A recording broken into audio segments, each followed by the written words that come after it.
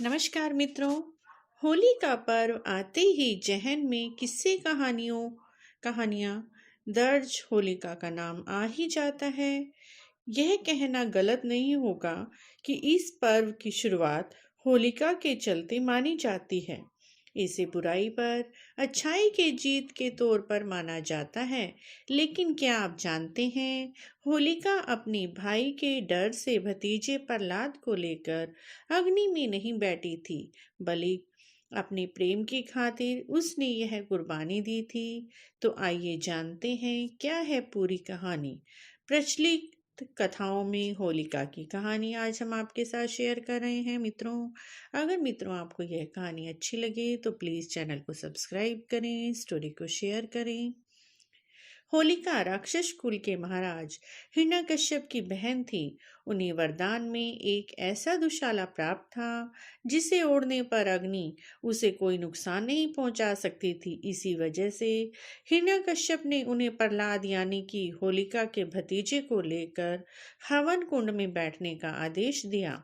भाई के इस आदेश का पालन करने के लिए वह प्रहलाद को लेकर अग्नि कुंड में बैठ गई। इसके बाद हवा इतनी तेज चली कि दुशाला होलिका के शरीर से उड़कर भक्त प्रहलाद पर गिर गया। इससे प्रहलाद तो बच गया, लेकिन होलिका भस्म हो गई। लेकिन इसके विपरीत हिमाचल की वादियों में गूंजती है होलिका की प्रेम कथा। प्रचलित कथा में अल्हाद हिमाचल में एक और कहानी कही जाती है। इसके मुताबिक इलोजी होलिका की प्रेम कहानी है। ऐसी कहानी जहां प्रेमिका के रूप में होलिका की विरह वेदना को दर्शाया गया है।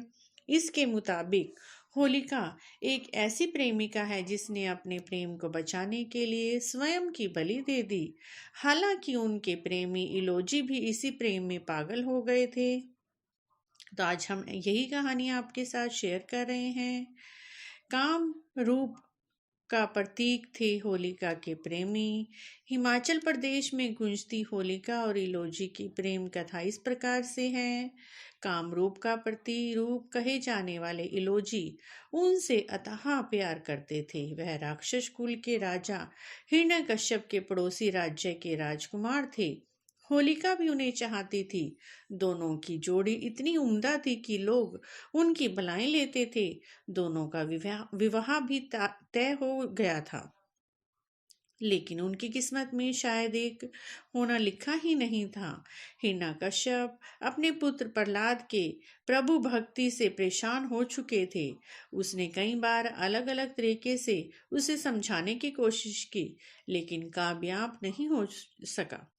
इसके बाद उसने सोचा, क्यों ना होलिका को प्रहलाद को आग में प्रवेश करने के लिए कहा जाए, क्योंकि होलिका को अग्नि से बचने के लिए वरदान मिला हुआ था।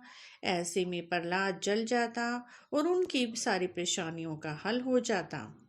इसके बाद हिरण्यकश्यप ने होलिका को बुलाकर अपनी योजना को अमल में लाने के लिए कहा। प्रहलाद के वध के बारे में सुनकर होलिका चकित रह गई। एक पल को वह कुछ समझ नहीं पा रही थी। वह प्रहलाद से भी बहुत प्यार करती थी। ऐसे में उसने इस कार्य को करने से मना कर दिया। इतना सुनते ही हिरण्यकश्यप ने होलिका से कहा कि उसका विवाह इलोजी से नहीं होने दिया जाएगा। भाई हिरण्यकश्यप की बात से होलिका काफी परेशान हो गई। उसने अपने प्रेम और भतीजे प्रहलाद दोनों के ही जीवन को संकट में देखकर होलिका धर्म संकट में फंस गई। उसे कुछ भी सूझ नहीं रहा था, आखिर क्या करे। काफी विचार करने के बाद वह अपने भाई की बात मानने के लिए तैयार हो गई और तय तिथि पर अपने वरदान के सहारे प्रहलाद को अपनी गोद में लेकर अग्नि में प्रवेश करती है। इस तरह प्रहलाद जी तो बच जाते हैं, लेकिन होलिका के इस बलिदान का किसी को भी पता नहीं चलता। कथा मिलती है कि जिस तिथि को होलिका प्रहलाद को लेकर अग्नि में प्रवेश करती है, वही तिथि उनके इलोजी के साथ विवाह के लिए तय की गई थी। ऐसे में जब इन सारी बातों से अनजान इलोजी बारात लेकर राजमहल पहुंचते हैं तो होलिका के बारे में जानकर स्तब्ध रह जाते हैं। वह अपनी मानसिक संतुलन को खो बैठते हैं।